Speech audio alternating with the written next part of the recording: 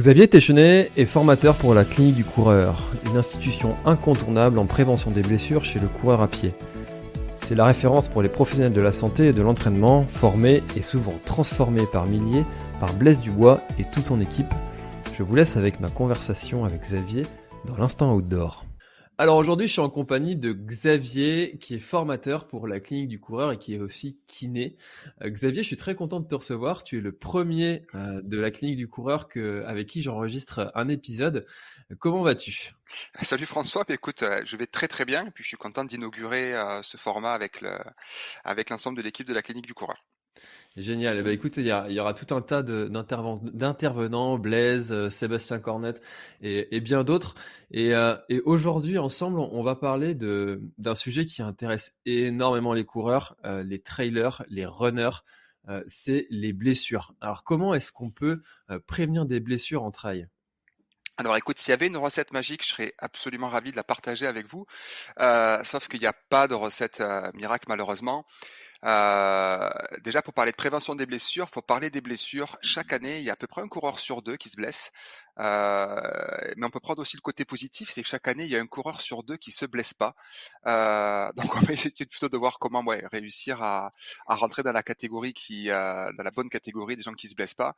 S'il y a un mot, je pense aujourd'hui qui va revenir, parce que j'ai pas mal réfléchi à ce podcast avant qu'on l'enregistre, je pense que c'est le mot progressivité. Je pense que je vais répéter peut-être une trentaine de fois ce mot-là dans cette dans cette heure de conversation.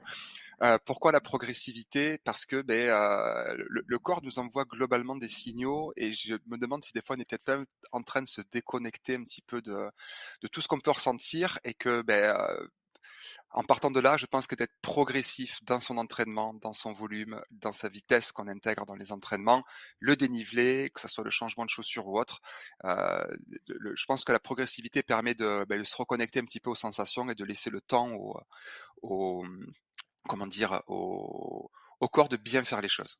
Ah, c'est vrai qu'on est habitué avec tous les moyens technologiques maintenant qu'on a à suivre toutes les données qu'on peut avoir. J'ai même testé là récemment Super Sapiens qui nous donne la glycémie, donc on est même plus, on peut finalement ne même plus écouter notre corps pour L'alimentation. suivre, voilà, pour suivre son alimentation. Euh, mais finalement, enfin, c'est vrai que c'est rassurant aussi d'avoir toutes ces données-là. Comment est-ce qu'on peut s'en détacher? Alors il y a quelque chose que j'aime bien parler avec les gens dont je m'occupe. Alors j'ai une toute petite activité de coaching par manque de temps et puis parce que c'est pas mon métier principal, mais j'aime bien en tout cas m'occuper de coureurs et de prendre soin d'eux. Je m'occupe aussi de coureurs donc dans mon activité de kiné.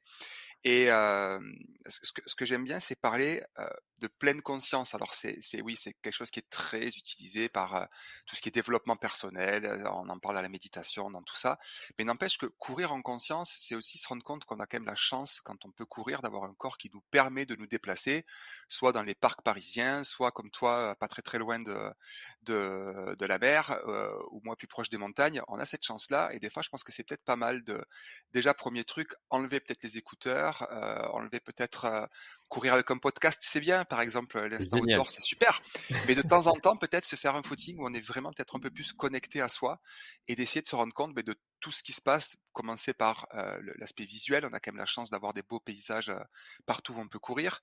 On a la chance d'avoir peut-être une audition qui marche bien, écouter tous les bruits qu'il y a dans la nature, même si c'est des voitures ou autres. C'est pas mal aussi d'éviter de se faire écraser. Et puis les sensations internes, la soif, elle est présente, elle existe, mais des fois la soif, peut-être que par habitude, on peut arriver à éloigner un petit peu cette sensation de soif, bien qu'il faille boire quand on a soif.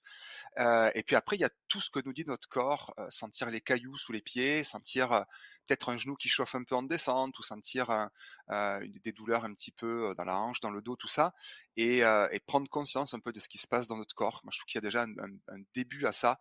La respiration, en méditation, on parle beaucoup, beaucoup de respiration, mais aujourd'hui, on se fie même plus à ce qu'on ressent à l'effort. On est constamment les yeux collés à nos montres.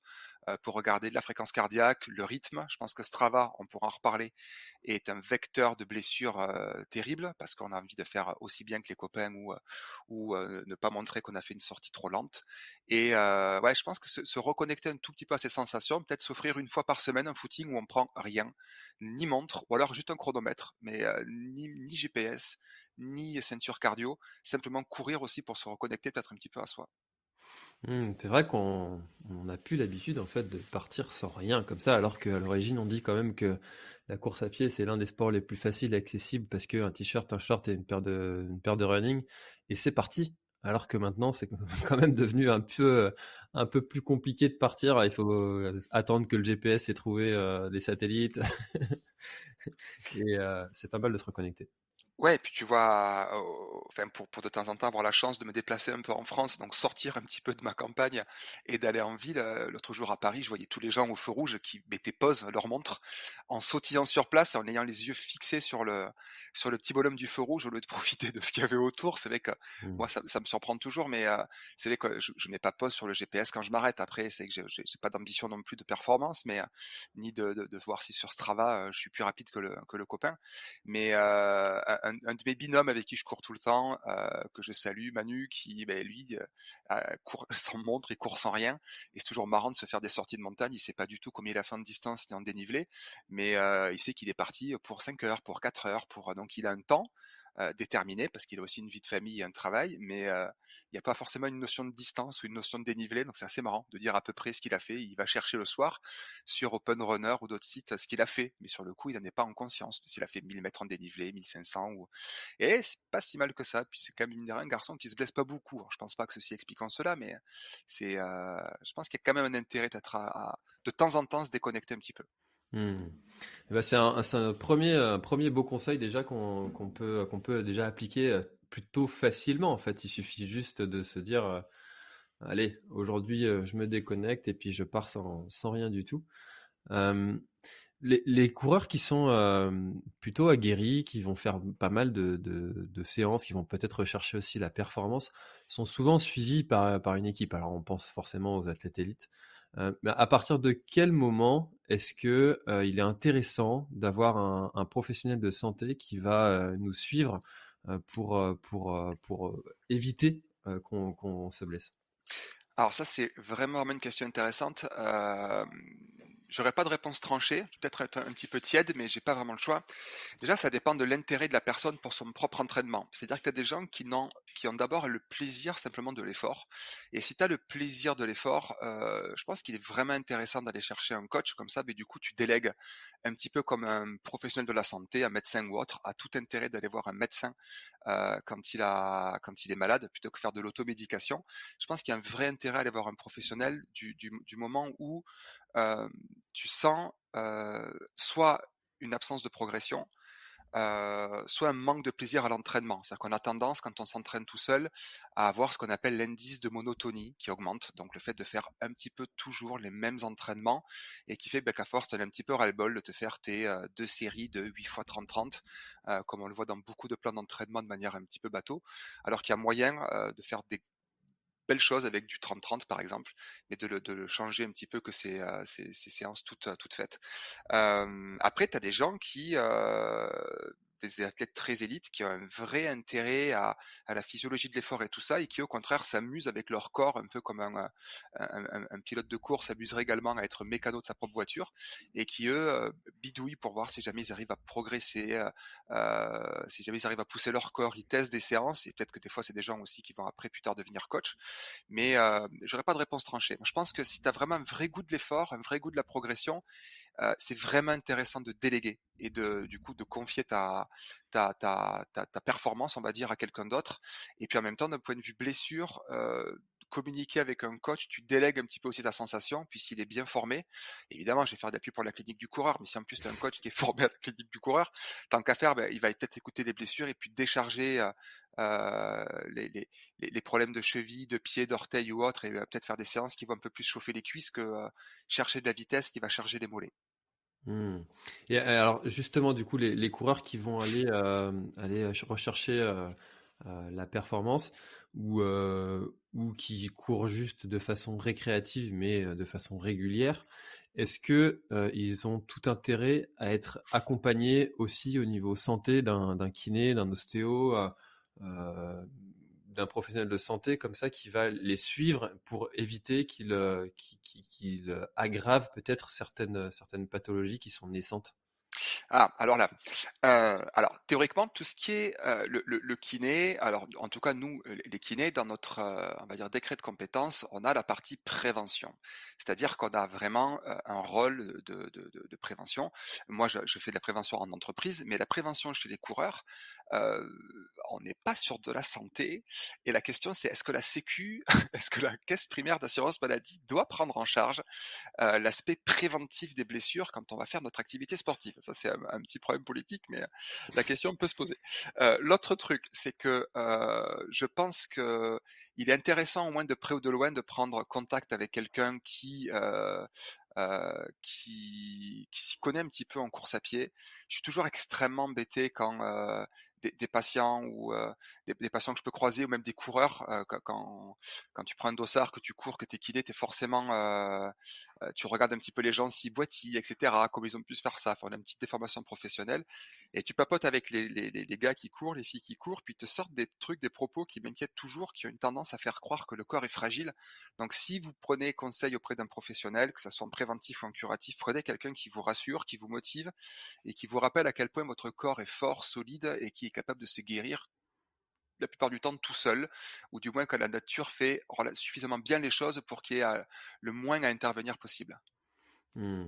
Alors, je crois que c'est à partir de 3 mois qu'on considère qu'une douleur devient chronique. Ouais, exactement. Et donc, on peut déjà donner cette indication-là aux coureurs que si vous avez une douleur à un endroit qui dure déjà depuis plus de 3 mois, c'est qu'il faut peut-être aller consulter quelqu'un. Et moi, je vous conseillerais même d'aller avant. Oui, Je sais pas ce que oui. toi t'en penses. Alors 3 mois, alors aujourd'hui les définitions, il faudrait plus qu'on parle de douleur chronique, il faudrait qu'on parle aujourd'hui ce qu'on appelle de douleur persistante parce que chronique c'est un côté très, comment est-ce qu'on peut dire ça? C'est un côté extrêmement pénalisant et péjoratif par rapport aux personnes qui sont dans cette situation-là. On parlait de douleur persistante, mais franchement, moi je pense qu'une douleur qui dure depuis 3 bonnes semaines, et qui ne cède pas à la diminution de l'activité, c'est-à-dire le fait de faire moins de vitesse, moins de volume, moins de dénivelé, de courir un petit peu moins, de se reposer, si ça passe pas au bout de, ouais, de 2-3 semaines, déjà ça vaut vraiment le coup de consulter. La plupart du temps, hein, beaucoup de pathologies peuvent vraiment s'améliorer simplement par la diminution de l'entraînement.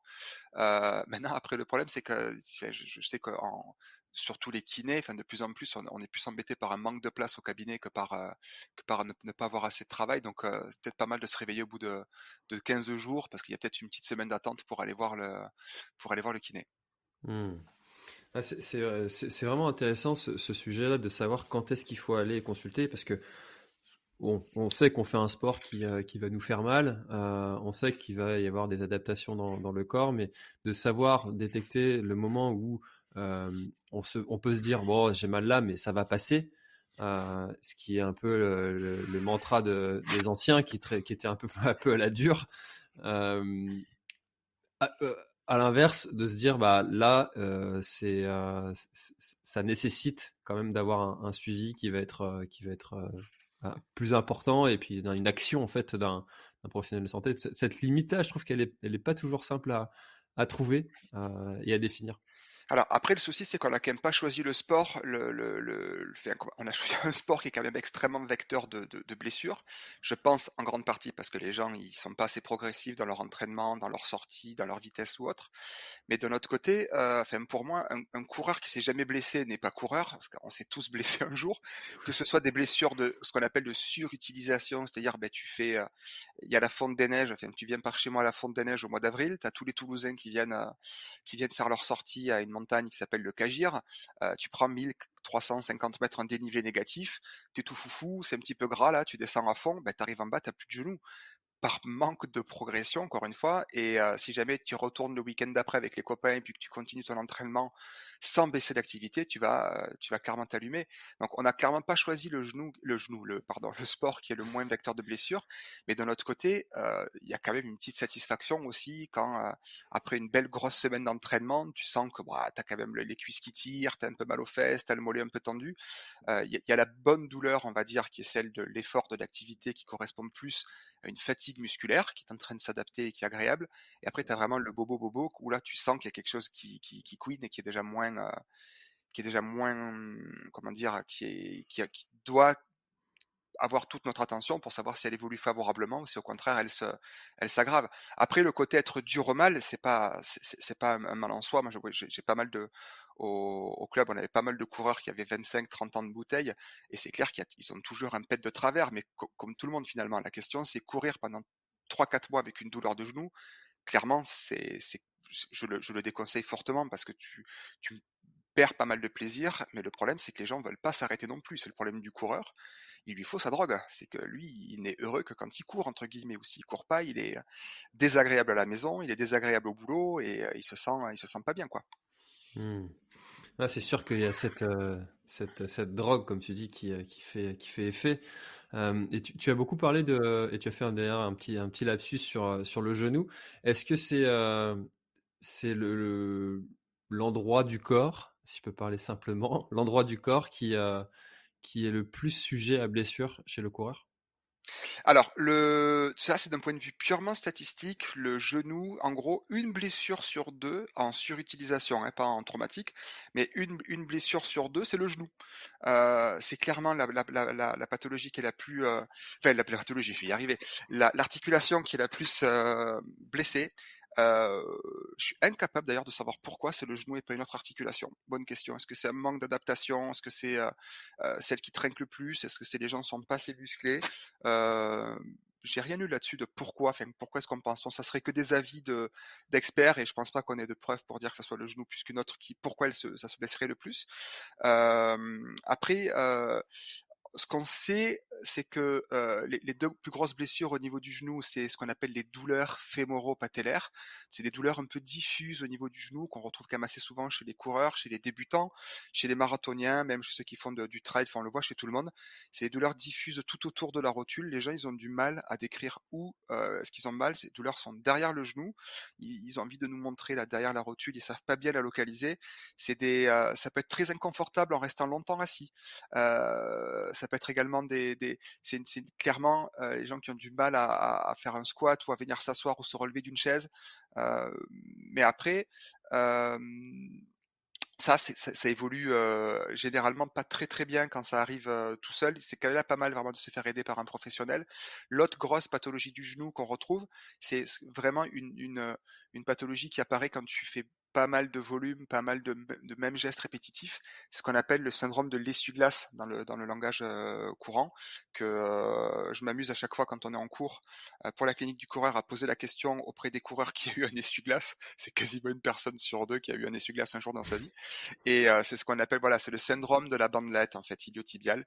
C'est sur le côté externe de la jambe, enfin de la cuisse, c'est juste en haut de l'articulation du genou sur le côté. Et ce sont ceux qui en ont eu une ou plusieurs savent pertinemment où est-ce que c'est. Euh, Classiquement, chez le trailer, ça apparaît vraiment au bout de pas mal de kilomètres. Ça s'aggrave au fil des kilomètres parcourus. Ça apparaît assez souvent en course. Et quand tu fais des ultra trails de montagne, un type Grand Raid des Pyrénées par chez moi ou ultra trail du Mont Blanc ou autre, c'est vraiment la descente où tu sens petit à petit que tu as comme une espèce de petite alien qui te grignote gentiment de l'intérieur le genou à l'extérieur, et tu sens que chaque pas, ta douleur augmente de 1/10 000e et que au bout de 10 000 pas, tu as pris 1 sur 10 à la douleur, et puis au bout de 10, 20, 30, 40 km, tu es à 8, 9 sur 10, ça devient impossible de continuer à courir. Hmm.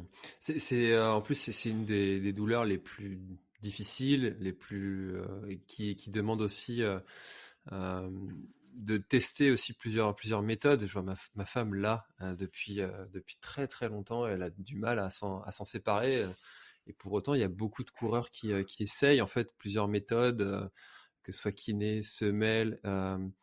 Qu'est-ce que toi tu conseillerais de suivre comme entre guillemets protocole en première intention pour essayer d'aller le guérir ce syndrome de l'essuie-glace? Ouais, le syndrome de la bandelette, c'est un petit peu comme le contrôleur des impôts, quoi. Tu sais pas bien pourquoi il est venu, mais tu as du mal à le faire repartir. C'est un peu ça. Alors en fait, la bandelette, on a à la clinique du coureur, en fait, ils ont classé les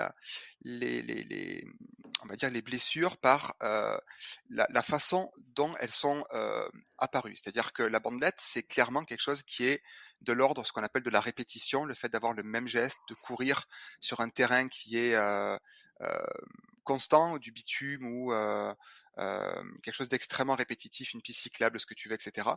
Et en fait, le fait de faire beaucoup de volume va créer finalement, par un geste répétitif, un phénomène qui serait aujourd'hui, on pense, plus de l'ordre de la compression que de la friction. Avant, on pensait que c'était vraiment comme un morceau de parmesan qui venait se frotter là sur la râpe à fromage et qui du coup s'esquintait, s'usait, etc. Alors en plus, quand tu dis ça à quelqu'un, autant te dire qu'il transpire, il imagine son morceau de parmesan, là, son genou est en train d'être frotté contre une râpe. Aujourd'hui, ce qu'on sait, c'est qu'il y a une graisse extrêmement richement vascularisé et très innervé, donc très sensible, on va dire, à tout ce qui est l'inflammation, en gros, hein, je simplifie, et qui du coup est vachement vectrice de douleur.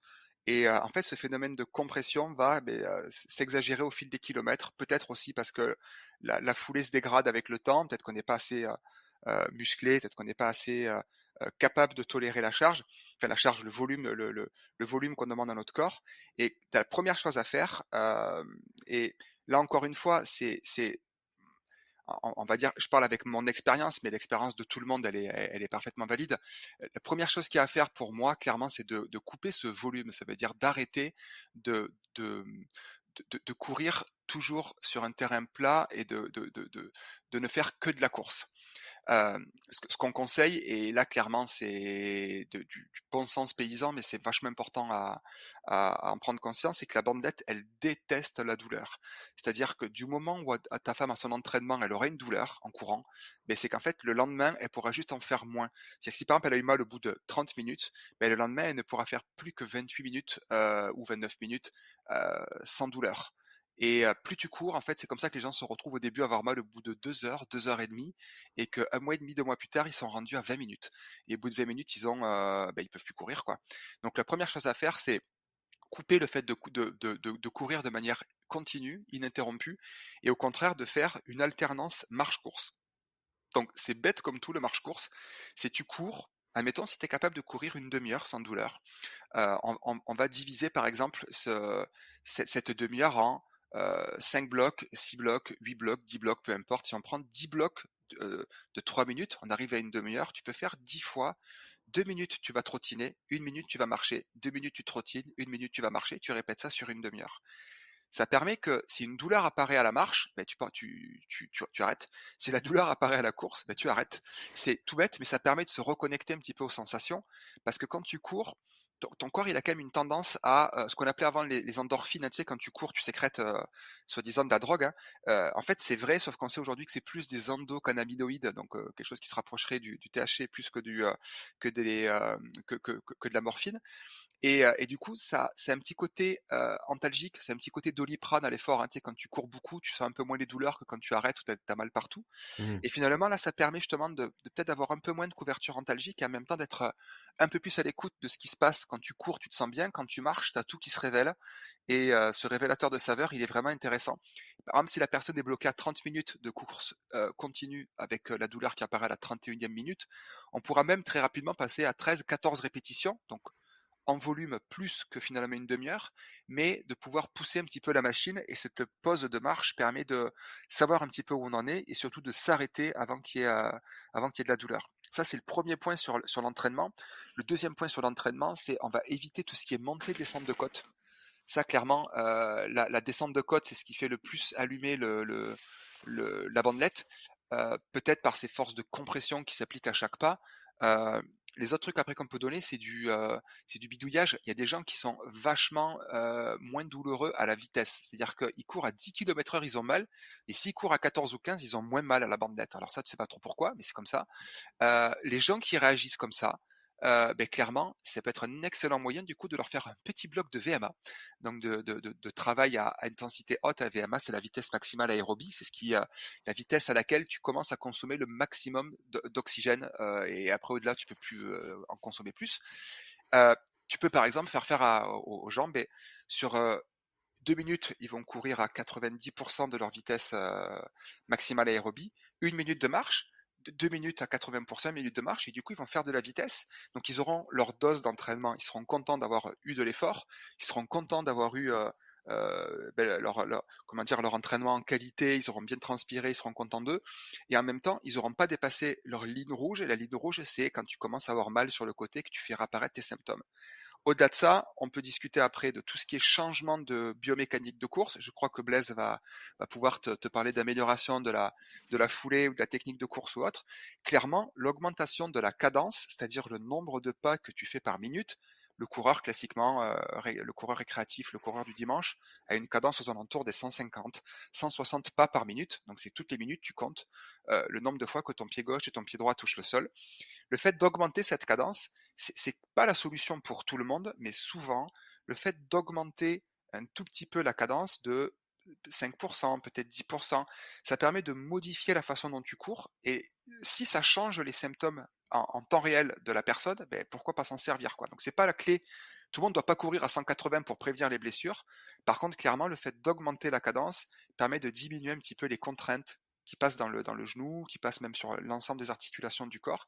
Et ça peut être un super outil, comme un médicament. Moi, je dis, voilà, je vous donne mon médicament si vous augmentez la cadence, comme le nutritionniste, il va peut-être diminuer l'apport en sucre, il va diminuer l'apport en graisse. Moi, je vais peut-être modifier un petit peu la cadence pour essayer justement de changer un petit peu les symptômes de la personne. Après, au-delà de ça, tu m'as demandé les semelles.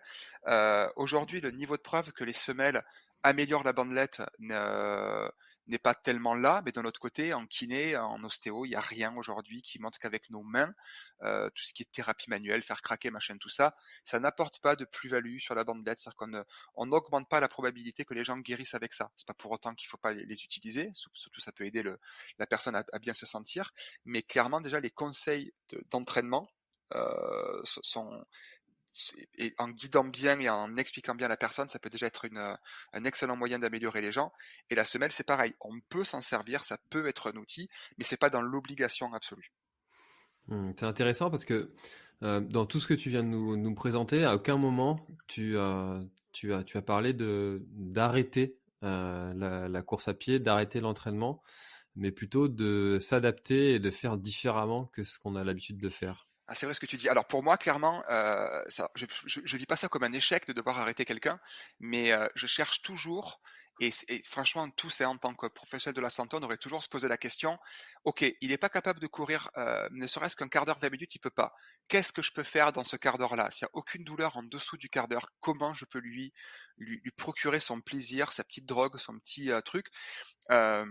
Tu vas le recevoir également en podcast, mais Sébastien Cornette, il fait faire des séances. Je crois qu'il les appelle les séances simulation, si je dis pas de bêtises. Et c'est des séances de ce qu'on appelle renforcement course. Quelqu'un, par exemple, qui est capable de faire euh, je sais pas, ne serait-ce que 20 minutes de course sans douleur, il va pouvoir faire une alternance entre trottiner un tout petit peu, faire des squats, trottiner un tout petit peu, faire des sauts de grenouille, trottiner un tout petit peu, faire des pompes, trottiner un petit peu, faire des jumping jacks. On peut trouver des tonnes d'exercices comme ça intégrés.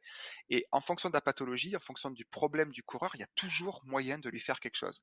Alors évidemment, il y a des choses, des syndromes ou autres où tu peux pas trop t'abuser à courir dessus. Quelqu'un qui a une fracture de fatigue, tant qu'il y a de la douleur, on va pas lui faire taper dessus. L'os, il est pas très content quand tu lui tapes dessus. Donc, on s'est tous tapé le petit orteil sur la table basse, on s'est tous tapé un tibia ou voilà, le tibia sur la table basse ou le petit orteil, quand tu loupes la porte, quand il fait nuit, que tu veux pas réveiller tout le monde, tu le sens le petit orteil qui craque. Je le Euh, visualise. voilà, une fois que tu t'es bien tapé l'orteil, t'as clairement pas envie de revenir et de te reprendre le coin de la porte. Mais c'est évidemment quand tu te l'es coincé une fois que tu te le retapes plein de fois dessus. Et là, ouais, là, évidemment, on va écouter les symptômes, mais l'arrêt absolu absolue du sport, il en est hors de question. Quelqu'un qui a ne serait-ce que même une fracture de fatigue, on peut lui faire faire des pompes, on peut lui faire faire du travail de sac de frappe, on peut lui faire faire du rameur. La jambe qui est douloureuse, il la met, à côté de lui et il pousse qu'avec, il va faire du rameur sur une seule jambe. Quelqu'un qui a été opéré de l'épaule, il peut faire du vélo. Alors du vélo pas dehors, mais il va faire du vélo d'appartement. Il y a toujours moyen de trouver, des ports d'entrée, des astuces pour faire de l'activité physique. Mais clairement, moi, je suis toujours embêté et je pense que c'est un manque de formation. Heu, Certains vieux médecins, il y a dans le corps médical, il y a des gens qui sont très frileux, qui ont toujours l'impression que la course à pied est quelque chose qui tasse, quelque chose qui a tendance à fragiliser le corps, tu sais, que ça va faire de l'arthrose et cetera. Alors tout ça, c'est faux, on pourra en parler des heures, mais qui vont donner des dates butoirs, genre tu as une entorse de la cheville, 3 semaines sans courir. Donc pendant 20 jours, tu peux rien faire et au 21e jour, c'est bon, tu peux recourir une demi-heure. Une entorse de la cheville, quand tu as plus de douleur à la marche, et que tu as des amplitudes articulaires qui te semblent correctes, si tu arrives à courir sur place, tu sais, tu alternes gauche-droite, tu as pas d'appréhension, mais ça coûte rien d'aller dehors dans ta rue. Alors évidemment, tu vas pas aller dans Mafat si tu habites à La Réunion, ou tu vas pas aller dans les pierriers pyrénéens au fin fond de l'Ariège, mais tu peux aller sur ton trottoir et tu peux courir 30 secondes et tu vois comment ton corps marche, enfin comment ton corps réagit. Tu fais 2 minutes de marche, tu recours 30 secondes, tu recours 2 minutes, 30 secondes, pas de douleur. Allez, tu te fais des squats, des sauts, enfin, pas des sauts, mais tu fais des squats, des pompes, tout ce que tu veux. Et puis tu augmentes à 1 minute, tu augmentes à 2 minutes. Et puis le jour où le médecin t'a officiellement dit félicitations, ça fait 21 jours que vous avez le droit de recourir, peut-être que là, du coup, tu es déjà rendu à une demi-heure d'entraînement, mais sauf que tu as fait ton une demi-heure en 10 fois de préparation plutôt que d'arriver de reprendre complètement à poil un entraînement hyper toxique d'un coup, quoi. Mmh. Ah, finalement, c'est là que ça commence à devenir intéressant d'être accompagné parce que tout ça, ça demande une connaissance des mouvements, du corps et puis de savoir qu'est-ce qui peut être fait pour ne se sert à rien de déshabiller Pierre pour habiller Paul parce Ouais, qu'on va pas aller se blesser à un autre endroit c'est ça. en faisant des mouvements qui seraient pas forcément bien faits ou adaptés à notre activité. Alors ça me plaît. Maintenant, 2 trucs.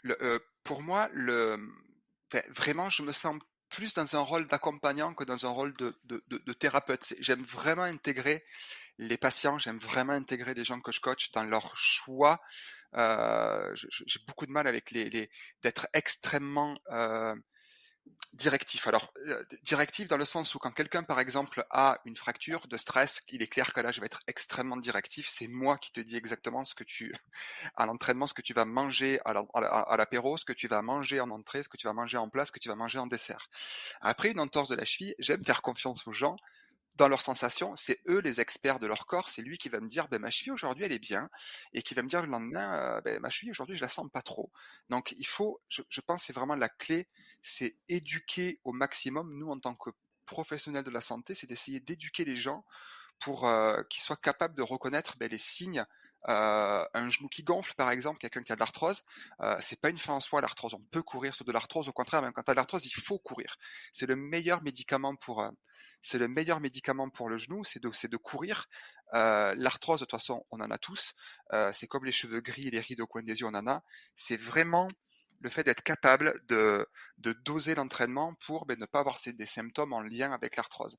Maintenant, l'accompagnement, voilà, doit passer par de l'éducation et surtout quelqu'un qui voilà, n'a pas peur d'aller de temps en temps peut-être chercher un tout petit peu la douleur ou chercher la limite. Et ça, c'est là où c'est un petit peu embêtant, c'est que il y a, comme tout à l'heure je l'ai dit, mais c'est vrai, il y a encore pas mal de professionnels, médecins, kinés, podo ou autres, ostéo, qui ont un petit peu peur de tout ça et comment dire, qui sont un petit peu frileux à la reprise et qui veulent absolument arrêter les gens. Ça, je suis embêté. Donc oui, se faire accompagner, oui, mais le but derrière, c'est rendre les gens autonomes, forts et capables de faire des trucs. Hmm.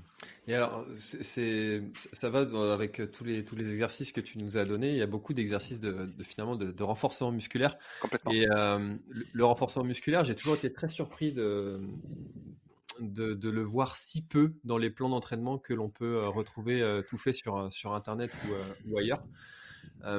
Est-ce que c'est l'un des vecteurs les principaux qui fait que ceux qui pratiquent le renforcement musculaire vont éviter les blessures plus que les autres? Alors là, je suis obligé de distinguer deux choses. La première, c'est ma croyance à moi, Xavier Téchenet, petit kiné à la campagne, qui court un peu et qui coach des gars. Et après, il y a l'aspect purement Xavier, enseignant à la clinique du coureur, scientifique, qui lit les articles scientifiques. Si je prends la lecture des articles, aujourd'hui, le niveau de preuve que se faire du renforcement vraiment est quelque chose qui va protéger des blessures, malheureusement, le niveau de preuve, il n'est pas foufou. Euh, et ça embête le Xavier coureur et le Xavier kiné à la campagne et le Xavier qui coach des gars parce que j'y crois pas un instant quoi. Je reste vraiment persuadé que le fait d'être plus fort te rend plus capable de tolérer des trucs. Moi, quand je parle souvent avec les gens que je suis au cabinet, c'est vraiment ton corps, c'est comme une bassine en fait, dans lequel tu mets des trucs, tu mets de la vitesse, tu mets du dénivelé, tu mets de l'entraînement, etc. Et en fait, c'est un tuyau qui remplit cette bassine là. Et c'est tout ce que tu fais à l'entraînement, c'est on va dire, la charge que tu appliques sur ton corps. Pardon. Et en dessous, tu as un robinet, comme une bande en fait, qui vide ce robinet. Et ça, c'est tout ce qui est le sommeil, le fait de bien dormir, le fait de bien manger, le fait d'être de bonne humeur, d'être en conscience quand tu cours, le fait quand ça va bien à la maison, quand tu es heureux au boulot. Donc tout ce qui est positivisme et belle hygiène de vie, on va dire. Ça vide ta bassine. La blessure, en fait, c'est quand ta bassine, il y en a soit t'as pas assez vidé, soit tu l'as trop rempli, soit c'est un peu les deux à la fois, et ça déborde. Ce qui veut dire aussi que c'est pas la dernière séance, par exemple, qui fait déborder. C'est que, en fait, ça fait des semaines que tu charges la mule, que tu es en train de remplir ce soleil, que ça déborde. Euh, le truc, en fait, c'est que pour moi, le fait de faire du renforcement musculaire, le fait d'être beaucoup plus fort, de bosser les cuisses, etc., permet pour moi d'avoir non plus une bassine, mais une piscine pour enfants, voire une belle petite piscine hors sol, tu vois, une 2 mètres par 3 là, avec tout ce qu'il faut. Quelque chose de très solide et qu'à un moment donné, tu as quelque chose de suffisamment grand pour que, quoi que tu y mettes dedans, quoi que tu vides, tu as toujours de la place pour pouvoir tolérer la charge.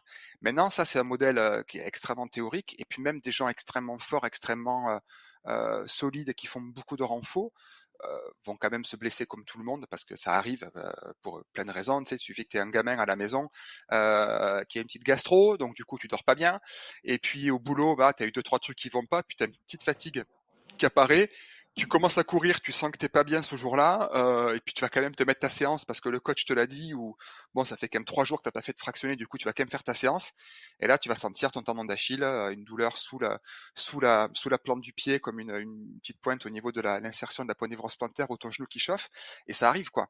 Donc c'est là où le modèle purement théorique me plaît énormément, et je ne peux pas aujourd'hui imaginer que quelqu'un fasse du trail ou cherche à avoir de la performance sans faire de renfort. Malheureusement, on peut pas l'affirmer à 100%. Aujourd'hui, on voit à peu près que le renforcement des muscles du pied, donc de travailler pieds nus, de faire des exercices de renforcement des muscles intrinsèques du pied, c'est extrêmement intéressant pour, a priori pour la prévention des blessures, pour toutes les pathologies qu'il y a autour du pied, etc. Mais aujourd'hui, c'est le seul endroit où vraiment on peut dire avec une petite, un petit niveau de preuve que c'est intéressant. Maintenant, c'est pas parce que il n'y a pas de preuve que faire des squats, etc., te prévienne des blessures ou autres, que je vais arrêter d'en faire moi et arrêter d'en faire aux gens que je suis ou aux gens au cabinet. Je sais pas si ça répond un peu au truc, mais et voilà. Moi, en tant que praticien, que professionnel, je suis embêté que les gens n'en fassent pas assez. Alors après, les plans d'entraînement, comme tu disais, les tout prêts là que tu trouves sur l'équipe.fr ou sur tous les journaux ou autres, ce qui est un peu embêtant aussi, c'est qu'à un moment donné, il faut bien satisfaire tout le monde. Et le gars qui va suivre vraiment un plan d'entraînement comme ça, c'est un plan d'entraînement, je veux faire moins de 4h30 au truc. La plupart du temps, quand même, les gens qui font ça sont pas des coureurs experts, sont des coureurs débutants ou qui veulent s'y mettre un petit peu, où ils se font un défi avec les collègues du boulot.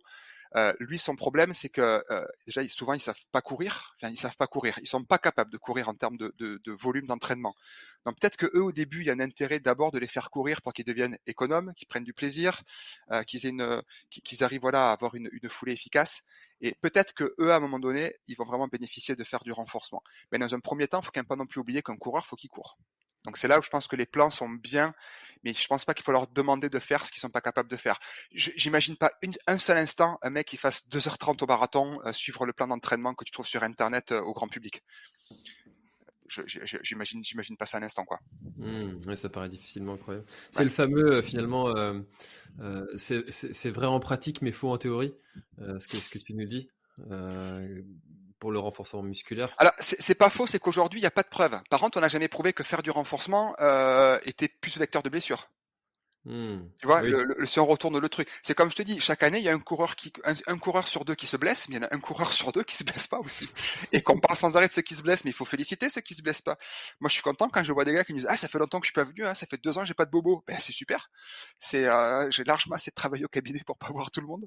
Mais voilà, c'est que on ne peut pas prouver aujourd'hui que faire du renforcement, ça diminue vraiment la probabilité que tu te blesses. Maintenant, moi, je suis persuadé que si tu fais beaucoup plus de renfort, tu vas être beaucoup plus tolérant aux petits aléas de la vie. C'est-à-dire que le fait de faire énormément de renfort, ça va être alors d'autant plus utile finalement que tu habites comme chez toi par exemple en région Bretagne, où ça va être plus compliqué pour toi que pour moi de faire du dénivelé, de faire du très gros dénivelé. Je parle en continu, hein, monter 1000 mètres, descendre 1000 mètres. Clairement, si tu fais beaucoup de squats, beaucoup de sauts de grenouille, beaucoup de travail où tu vas vraiment charger tes genoux, charger tes cuisses, tu vas pouvoir, tu vas pouvoir mieux tolérer le jour où je t'invite à la maison et qu'on va se faire une sortie de 25 bornes avec 1007 ou 1008 en dénivelé, que si tu fais aucun squat et que tu cours énormément sur le plat, tu vas être tellement loin de ta pratique habituelle que tu vas pas être progressif et te blesser. Donc je pense que finalement, le renforcement pourrait finalement moduler un petit peu ce côté ce côté progressivité et rendre ton corps beaucoup plus tolérant et adaptable. Ouais, c'est un tout en fait, la course à pied, et on l'a vu avec certains Bretons qui performent dans le trail, comme Jérôme Lucas, enfin voilà, il y a Oui, des grands coureurs bretons qui arrivent à faire des très belles places sur des diagonales des fous, ou même sur des torts des géants, complètement. alors que c'est pas notre terrain d'entraînement prédestiné. Non, Euh, mais il y a même, j'ai perdu son nom, Eric Lavry, alors qui oui, est pas en oui, Bretagne, hein, mais de mémoire, je oui. crois qu'il est du côté de Nantes, Il est à Nantes, ouais. qui est venu faire une jolie démonstration à côté de chez moi, sur le GR10 qui a traversé les Pyrénées. Ouais. On peut pas dire qu'il habite en montagne. Après, bon, ça reste un coureur d'exception qui est très habitué aux courses longues, qui a quand même été champion du monde de mémoire, je crois que c'était en 2013, je sais plus. Et bon, voilà quoi, on parle de coureur d'exception, mais cependant, il a fait quelques week-end chocs pour se préparer, et le reste du temps, ben, c'est énormément de renforcement. Et puis, j'ai pas eu la chance de le croiser quand il y était. Malheureusement, à un jour près, j'ai loupé le passage quand il est venu en Ariège à côté de mon village. Et j'ai quelques copains par contre qui sont allés s'amuser à le suivre. Le gars, il avait déjà 400 bornes dans les pattes et c'était compliqué de le suivre, quoi. Et Hmm. pourtant, c'est pas des coureurs qui sont là. Enfin, les copains en question sont des gars qui courent plutôt correctement. Et c'est absolument impressionnant. Et donc oui, on peut sans problème performer en ultra, même de l'ultra très pentu et très technique en étant loin des montagnes. Maintenant, je pense que c'est quand même plus facile quand tu as la chance d'habiter près des montagnes d'être prêt pour un ultra parce que tu vas être plus spécifique ou autre. Et un autre côté aussi, hein, c'est que tu as certains coureurs comme Xavier Thévenard ou autres, certains qui disent faire peu de renforcement musculaire, etc. Mais en fin de compte, quand tu passes, ou Antoine Guyon par exemple, quand tu passes des heures et des heures en montagne à faire 2000, 3000 en dénivelé positif sur une séance spécifique où tu fais que monter et descendre, ça reste du renforcement, c'est fonctionnel, mais ça reste quand même du renforcement. Enfin, les premières sorties que tu fais en montagne, tu as les cuisses pétées, au bout de, quand c'est la troisième semaine ou quatrième semaine que tu vas en montagne, la même bosse devient, ou la même montagne devient pas facile, mais en tout cas ne fait plus les mêmes dégâts en termes de sensations au niveau courbature ou autre. Donc malgré tout, même ceux qui disent ne pas faire de renforcement, mais qui font beaucoup de dénivelé ou autre, font quand même du renforcement malgré eux, quoi. C'est du fonctionnel, mais ça reste quand même du renforcement. C'est comme la proprioception. C'est vrai que très peu de personnes restent les yeux fermés sur un pied, sur un Bosu. Mais quand tu vas courir dans un pierrier en descente, bah, tu es aussi en train de faire un petit peu de proprioception. Ouais. Alors le Bosu d'ailleurs, pour le petit test en culture, le Bosu, parce qu'il y a plein de gens qui savent pas ce que c'est. En fait, le Bosu, c'est un espèce il y a une plateforme d'un côté, un demi-ballon de l'autre. C'est un truc pour travailler l'équilibre. Et en fait, ça veut dire boss side up. Parce que je vois que même les collègues kinés le savent pas. Ça veut dire les deux côtés au-dessus. On peut travailler avec le côté plat et le ballon au-dessus, ou le ballon en dessous et la planche au-dessus. Mhm. C'était le petit instant Bernard Pivot. C'est la petite définition du jour. Attends, on va faire un jingle. C'est ça. 9 lettres, pas mieux. Donc en fait, le travail sur Bosu, tout ça, moi, c'est quelque chose qui m'embête beaucoup. Pourquoi Dans l'hypothèse où mon coureur, il court 3-4 fois par semaine et qu'il a déjà un planning chargé, hein, on va quand même se rappeler que le trail, c'est un sport de riches blancs qui s'emmerdent. Hein, c'est quand même un petit peu ça. Donc on a quand même beaucoup de travail, on a quand même tous une activité familiale, etc. Ça prend du temps. Si il reste une demi-heure à caler dans la semaine, et que le ou la coureuse ne sait pas quoi faire, je préfère quand même 100 fois qu'elle me fasse un circuit training avec du gainage ou un circuit training avec cuisses, etc., ou pourquoi pas partir sur un truc type méditation, ou pourquoi pas yoga, n'importe quoi, plutôt qu'aller travailler spécifiquement de la proprioception, notamment sur Bosu ou autre. C'est très drôle de travailler le Bosu, c'est très rigolo. On peut jongler en même temps, on peut se bastonner, etc. C'est un truc qu'on fait beaucoup en kiné. Moi, j'ai des épées d'escrime en plastique au cabinet, donc on s'amuse avec les patients en garde. Et puis, êtes-vous prêt à aller On se met on se bastonne à coups de Bosu avec les épées d'escrime en plastique. Mais le meilleur travail de proprioception pour un coureur, ça reste de courir. Si tu veux préparer le Grand Raid des Pyrénées, si tu veux préparer l'Ultra Trail du Morbihan, si tu veux préparer n'importe quoi, la Maxi Race ou autre, mais il faut travailler ton pied à ce qu'il est capable de faire. Je vais parler de moi 30 secondes. J'ai eu la chance de partir à Marie-Galante là pendant 2 mois pour aller prendre plaisir à l'autre bout du monde. Il y a maximum 160 mètres de dénivelé positif. La plus grosse bosse, elle fait ça. C'est une galette. Marie-Galante, tu prends une galette sarrasin, c'est à peu près la même épaisseur. C'est tout plat et puis c'est pas très technique. Il y a rien de compliqué là-bas. J'ai pas trop couru, mais le peu que j'ai couru, je suis quand même allé sur les sentiers. Et revenu chez moi, les 2 premières descentes où il y avait pas beaucoup plus de dénivelé ou autre, j'étais incapable de savoir où poser mes pieds. 2 mois et demi. Alors c'est revenu en 2-3 sorties, mais la première sortie, j'ai vraiment eu l'impression que chaque caillou me voulait du mal et voulait faire une entorse à mes chevilles. C'est parce que la proprioception se travaille vraiment sur le terrain. C'est-à-dire qu'il faut que en gros, le fait de courir très régulièrement sur des cailloux, sur un terrain varié, c'est ce que je donne comme image à mes coureurs, ça donne des yeux sous les pieds. Et que plus tu cours, plus ton pied est capable de reconnaître ce qui se passe dessous et s'adapter en permanence à tout ça. Le Bosu, c'est vachement intéressant d'un côté ludique, etc., et de travailler un petit peu on va dire des réflexes macro, mais vraiment ce qui tient ton pied, le côté micro-mouvement qui tient ton pied, qui prévient les entorses et puis qui fait que t'es performant si en descente, ça s'achète pas autrement qu'en allant passer du temps en forêt, aller passer du temps sur des cailloux ou autre. Et je pense qu'il y a un vrai intérêt par contre, notamment quand on coach des gars, de faire du travail spécifique de descente, où bien sur des toutes petites portions de 10, 20, 30 secondes, tu vas à fond en descente. Et puis après, tu travailles sur des portions de plus en plus longues pour préparer ton pied, être capable de tolérer ces contraintes de trail ou autre. Mais la proprio spécifique à tenir sur un pied, faire etc., on est tellement loin de la fonction de ce qu'a besoin une cheville en trail que ça me semble, s'il n'y a qu'une demi-heure par semaine à consacrer à autre chose, je préfère faire des squats ou faire des pompes ou faire du gainage ou faire du yoga, de la méditation ou prendre un bain que faire vraiment de la proprio pure et dure. Après, ce n'est que mon point de vue. Ouais, et puis surtout que les trailers, et puis même les sportifs outdoor en général, c'est qu'on aime bien être dehors. Et puis Oui. si on peut éviter d'aller faire. Bon, alors quand on le fait en mode escrime, ça peut être marrant. Oui, mais par contre, tu vois ce que tu peux faire après, si vraiment les gens ont une fragilité à la cheville, etc., alors après, voilà, je parle pas des gens qui ont vraiment des véritables instabilités de la cheville, parce que ça, c'est quand même compliqué quand tu fais du trail, mais un truc tout bête, si vraiment quelqu'un veut bosser la proprioception, je pense qu'il est bien plus intéressant de faire ce qu'on appelle de la pliométrie. C'est une activité, en fait, où c'est une forme de contraction musculaire extrêmement rapide, qui n'est pas sur de la contraction volontaire. C'est par exemple de la corde à sauter, quand les gens font ce qu'on appelle les double under, truc vachement fait en crossfit où tu sautes et tu fais 2 tours avec la corde dessous. En fait, c'est l'activité pliométrique, c'est tu gardes tes genoux extrêmement tendus et tu fais des sauts très rapides, très toniques sur ta pointe de pied. Et si tu en fais un petit peu trop, tu vas avoir très mal au tendon d'Achille ou très mal sous la plante du pied. C'est quelque chose qui provoque énormément de courbatures. En fait, la pliométrie, on en a vachement besoin en course sans s'en rendre compte.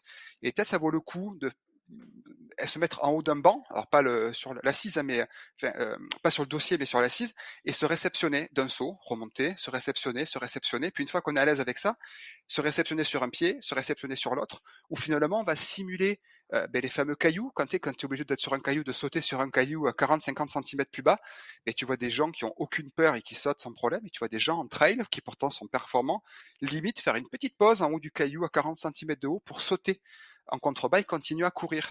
Euh, Là, par contre, je pense qu'il y a un vrai intérêt d'aller travailler ces réceptions de saut et puis ces réceptions, projection en avant, puis réception, projection en haut, donc ce qu'on appelle la pliométrie basse, pliométrie haute, pour vraiment aller chercher une, comment dire, une qualité de cheville, une qualité de pied. Et ça peut être aussi un bon moyen pour ceux qui ont, le terme est un peu péjoratif, mais qui n'ont pas de pied, d'aller progresser. Il y a tout le travail de gamme aussi, ça on en parle trop peu, comme le renforcement. Clairement, les coureurs n'en font pas assez. Et il faut quand même pas oublier que le trail, d'abord, c'est de la course à pied, soit en nature, soit en montagne, soit au bord de la mer, soit peu importe où. Et que dans course à pied, il y a course, quoi. Et que le travail du pied devrait passer en partie aussi par les gammes. Donc c'est les fameux éducatifs, les drills ou les peu importe comment on les appelle, c'est en fait le fait de décortiquer le geste de la course, donc c'est le monter de genoux, le griffer au sol, le retour en talon-fesse et la partie de foulée bondissante, de faire ces éducatifs. Vous tapez drills, D-R-I-2-L-S, ou vous tapez éducatif, ABCD, course à pied, etc. Vous trouverez des tonnes de vidéos sur YouTube qui sont absolument formidables. Méfiat quand vous en faites pour la première fois, parce que c'est un petit peu agressif, on va dire, et ça peut vite mettre des grosses courbatures et vous empêcher de recourir le lendemain. Mais apporter progressivement comme ça, c'est à la fois du renforcement et à la fois de la proprio, parce que du coup, il y a un côté très tonique et c'est exactement ce dont a besoin la cheville, quoi. Ouais, de mémoire, je crois que Blaise en a fait des vidéos sur Exactement. l'ABCD. Oui, voilà, c'était pour pas dire sans arrêt, allez sur le site de la clinique du coureur, allez sur le site il y a des vidéos sur le site de la clinique du coureur. Bon, je m'en charge. C'est ça. On n'oubliera pas le chèque après. Mais non, mais J'accepte aussi clairement, le liquide. il y a des vidéos très bien. Après, moi, je suis toujours fan. Il y a une petite vidéo, alors, j'ai plus le nom là, sinon je vous l'aurais partagé, des petits gamins néo-zélandais qui font leurs éducatifs et c'est des gamins d'un club d'athlètes ou je pense un sport études athlètes. On dirait qu'ils sont en train de danser, on dirait une Oui. chorégraphie. Qu'est-ce qu'elle est Mm, belle cette vidéo, les mm. gamins.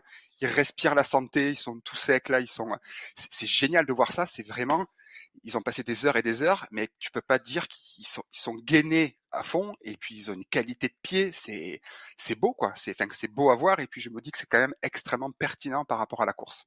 Mais ça, c'est la culture athlée aussi que le Complètement. trailer n'a N'a pas pas. forcément.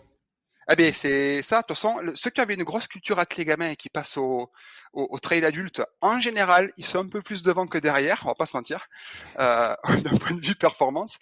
Mais il y a quand même pas mal de trailers qui ont perdu, même au fil du temps, cette culture, parce que il y a plus de plaisir dans le trail, on va dire peut-être que dans l'athlé. L'athlé, il y a quand même un côté très staccanoviste, quoi, un côté très besogneux, très faire des tours de piste, etc. Et pourtant, c'est la quintessence de la course à pied, c'est la piste, quoi. C'est aller le plus vite possible.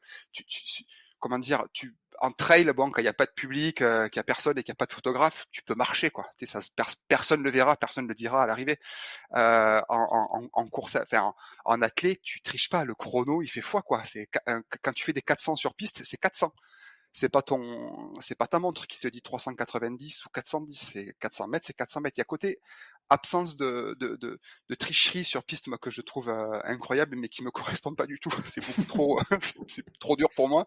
Mais n'empêche que voilà, en trail, il y a un côté un peu plus, comment on peut dire, un peu plus touriste pour la plupart des gens, quoi. Du coup, ça demande moins de sacrifices que l'athlète n'a pu en demander aux gamins à faire des heures de gamme, des heures de trucs. N'empêche que je reste persuadé que c'est certainement un des meilleurs sports pour les gamins, surtout quand ils sont petits, qu'on les laisse faire du lancer, du saut, de la course. Tu fais quand même toutes les composantes d'un développement psychomoteur incroyable.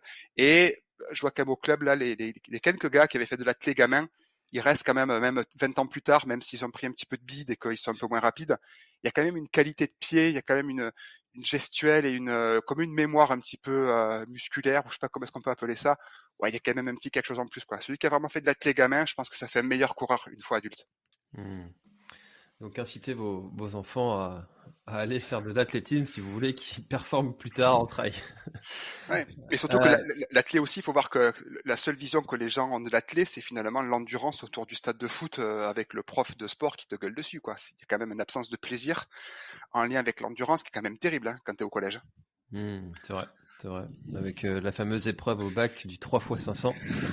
Ça, j'ai pas connu. Mais il paraît, ouais, ce qu'on m'a raconté maintenant, ouais, je trouve ça, c'est comment réussir à flinguer des futurs coureurs et des futurs gens, des futurs gamins en santé, des futurs adultes en santé en leur faisant faire la chose la moins intéressante du monde, quoi.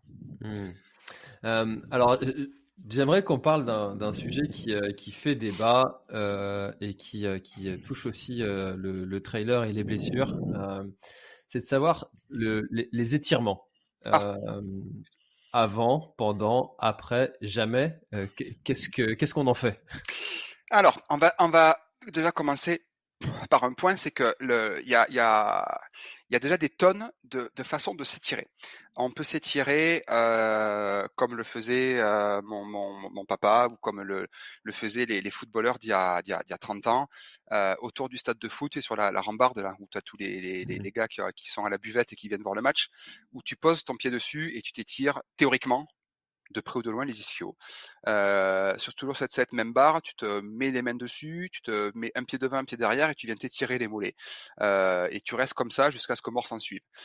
Clairement, les étirements comme ça, c'est ce qu'on appelle les étirements statiques, étirements statiques prolongés. Aujourd'hui, pour le coureur, je vois pas du tout l'intérêt d'aller faire ça, que ce soit avant, que ce soit pendant ou que ce soit après l'effort. Alors en plus, les étirements statiques avant, clairement, si vous pouvez donner un conseil à quelqu'un, c'est de ne pas les faire juste avant. Pourquoi? A priori, le fait de rester longtemps dans une position d'étirement maximal viendrait perturber un petit peu la perception en gros de ton muscle, enfin, comment dire ça de manière simple. Si tu restes longtemps en étirement statique, tu vas perturber un petit peu les capteurs de position de ton muscle et les mécanismes de protection qu'il a, et ça pourrait augmenter un petit peu le risque de blessure, notamment au sprint. Le fait de t'étirer longtemps avant, ça diminue ta vitesse de sprint, ça diminue ta détente verticale et ça diminue aussi la force maximale que tu peux soulever. Sur l'endurance, on ne sait pas trop. Ensuite, le truc, c'est que pendant, ça n'a aucun intérêt. Et juste après, pareil, je suis très embêté avec ces étirements très statiques. Et j'ai été atterré quand j'ai fait la diagonale des fous. Bon, tu termines, tu as 30 heures dans les pattes, tu es un peu fatigué, tu as un peu faim, tu as un peu envie de vomir, tu as très très chaud. Et tu vois des gars sur la ligne d'arrivée en train de s'étirer les mollets. Donc, tu as fait 187 000 pas en 35-40 heures, peu importe. Et tu te retrouves avec des gars qui s'étirent pendant des dizaines de minutes, alors que ton muscle, je pense qu'il a qu'une seule envie, c'est d'avoir une bonne douche, une bonne bière et de dormir. Donc ça, c'est quelque chose qui me perturbe toujours. Maintenant, je pense qu'il y a peut-être un intérêt à tout ce qui est peut-être étirement balistique ou autre avant une activité, si vraiment tu en ressens le besoin et que tu as une zone peut-être du corps qui est un petit peu plus raide, etc., etc. Euh, Après, encore une fois, est-ce que réellement le coureur a besoin de s'étirer, d'avoir des muscles entre guillemets longs euh, et est-ce que ça a une plus-value par rapport aux blessures? Alors a priori, si tu es trop raide ou trop souple, ça pourrait être un petit peu vecteur d'augmenter un tout petit peu le risque de blessure, ça j'en suis pas bien sûr.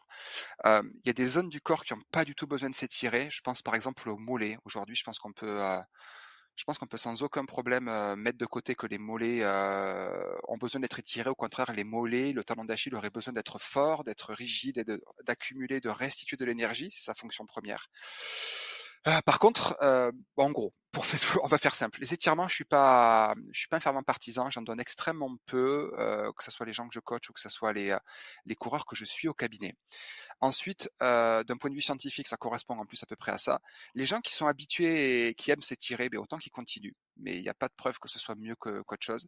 Par contre, il y a quelque chose qui me tient à cœur, parce que j'ai eu la chance de croiser des super coachs de CrossFit, et qui, ben, comme dans le CrossFit, c'est tout ce qui est mouvement très fonctionnel, même si c'est une marque et qu'il y a des défauts là-dedans. Ce côté travail de mobilité me plaît énormément. J'aime être capable de poser mes fesses par terre et de m'asseoir sur mes talons. J'aime être capable quand je lève mes bras, que mes mains aillent derrière ma tête. J'aime être capable de sentir que mon dos est capable de se plier en avant, de se plier en arrière. Mais c'est pas de la souplesse, c'est de la mobilité. C'est ô combien ton articulation est capable de se bouger dans l'espace. Et c'est pas forcément dépendant des muscles, c'est plutôt dépendant de la capsule articulaire, c'est ce qui entoure l'articulation et qui la maintient en place et fonction des ligaments. C'est fonction un petit peu de tout ça. Et ce travail de mobilité me plaît énormément parce que je me dis que si tu as c'est très intellectualisé, il n'y a pas de preuve. Si tu as une grande quantité de mouvements disponibles, si tu fais mal un mouvement, ben, du coup, il ne sera pas bloqué par un manque de mouvement et du coup, ça pourrait poser moins de soucis. Ça me plaît à l'esprit. Je ne sais pas si c'est vrai ou pas, mais j'aime ce côté-là. Donc, les étirements, pas ouf. Et clairement, on peut être un excellent coureur et ne pas s'étirer et que ça va très bien. Ouais, donc plutôt partisan des assouplissements ou des mouvements de type yoga pour tous ceux qui aiment cette pratique de l'étirement et de se retrouver, de reconnecter son corps un petit peu aussi avec la respiration. Yoga, c'est chouette, hein. Yoga, franchement, mais plein de gens sont mis au yoga pendant le confinement avec la fermeture des salles de sport et tout ça. Il y a plein de gens qui ont pris des abonnements virtuels au yoga. Puis en fin de compte, à part que la personne te corrige pas, mais ce côté perception de soi, je trouve ça vachement intéressant. Puis le yoga, tu étires pas mal toutes les structures qui sont autour du nerf et qui limitent finalement vachement les étirements. Et tu as ce petit côté où tu es un petit peu complètement stone à la fin d'une séance de yoga qui est vachement intéressante aussi parce que tu as tiré un peu partout. T'es bien à la fin d'une séance. Je pense que c'est un peu un lien avec la douleur de l'étirement, mais on est quand même sur quelque chose de plus de l'ordre de la prise de conscience dans le yoga que de l'étirement pur, bête et méchant, quoi. Alors pour tous ceux que ça intéresse d'en savoir un peu plus sur le yoga, j'ai reçu Bénédicte et Pascal de Running Yogi. Donc en fonction du moment où vous écoutez le podcast, cet épisode est peut-être sorti. Voilà, donc vous en saurez plus sur le yoga. Je l'ai pas vu encore. Non, il n'est pas encore sorti au moment où on enregistre. Okay. Xavier, on arrive déjà à 1 heure d'échange. Est-ce qu'il y a quelque chose dont on n'aurait pas parlé et qui serait important de préciser sur le sujet des blessures que l'on peut avoir en course à pied, en trail et surtout pour les éviter? Écoute, je pense que de ce qui me vient, si on a fait le tour, si tu m'autorises un mot de la fin, c'est prenez du plaisir à courir. Si vous avez la chance d'avoir un corps qui vous permet de vous déplacer, profitez-en. Il y a suffisamment de gens malades qui peuvent pas courir pour plein de raisons et que vraiment c'est pas possible pour eux.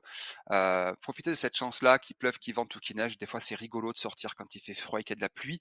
Ça change un petit peu et c'est sympa aussi de se reconnecter avec ces sensations de froid, de pluie ou autre et de lutter un petit peu contre les éléments et sortir un peu de notre confort quotidien.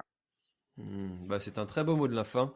Merci beaucoup, Xavier, d'avoir partagé tous ces conseils, ces petits retours aussi d'expérience aussi qui parlent de ton ressenti et de ta pratique à toi aussi de la course à pied. C'est important aussi d'avoir des expériences de coureurs, de kinés, de professionnels de santé qui pratiquent eux-mêmes aussi cette activité de la course à pied. Donc merci beaucoup pour tous ces conseils et ce partage que tu nous as fait aujourd'hui. Et merci à toi. À bientôt. À bientôt. Cet épisode est maintenant terminé, merci de l'avoir écouté jusqu'au bout et si vous êtes encore là, c'est sûrement qu'il vous a plu, alors n'hésitez pas à le faire savoir autour de vous, c'est la meilleure façon de faire connaître le podcast L'Instant Outdoor. Parlez-en, partagez les épisodes, merci beaucoup pour votre fidélité et à très bientôt dans un prochain épisode.